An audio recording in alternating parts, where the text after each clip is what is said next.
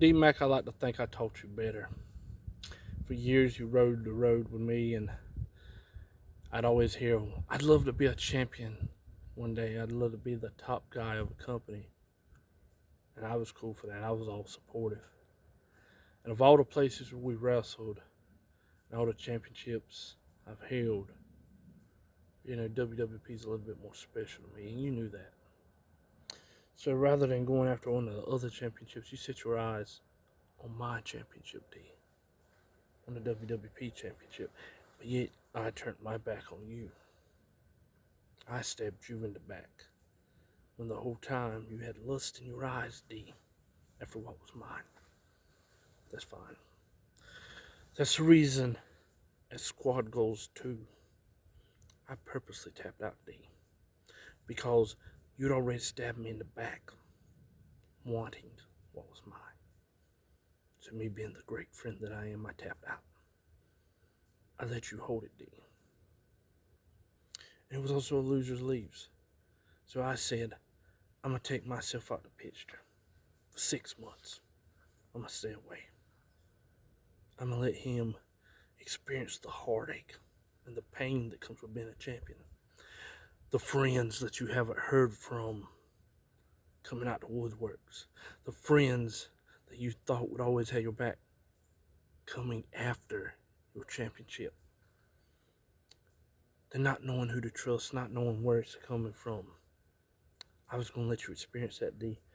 But instead of you letting me enjoy retirement for 6 months, you started this whole campaign to bring me back.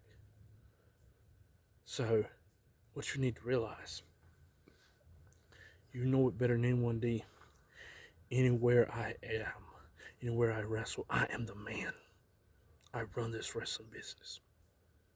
So if I come back, what is the one requirement? I have to be the man. I have to be acknowledged. I have to be respected. I need my accolades. I need my rewards. I want my flowers now, not later. So I said, you brought me back, I'm going to take what's mine. And D, I tried to teach you. You took your focus off being a champion, and you focused on a championship. Where was Ollie still all this time until you become a contender? After you stabbed me in the back, that's when Ollie popped up. And so I sent my guys after you retrieved the belt. George didn't do it, get it done. You overcame a legend. My brother Trey G didn't do it. You overcome an indie icon. And then you misplaced the belt. And you accused me right away. So I was already living in your head.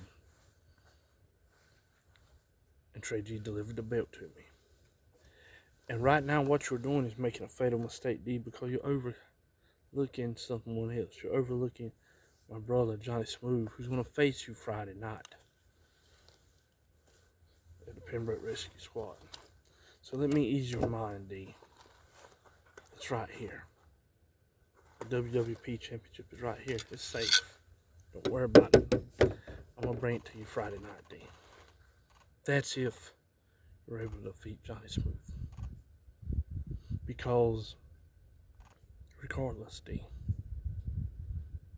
in December, I get a championship match.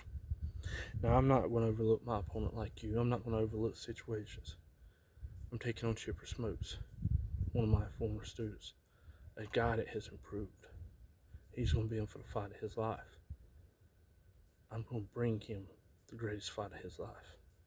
But D, I want you to realize, now that you wanted what was mine, what you wanted was that target on your back.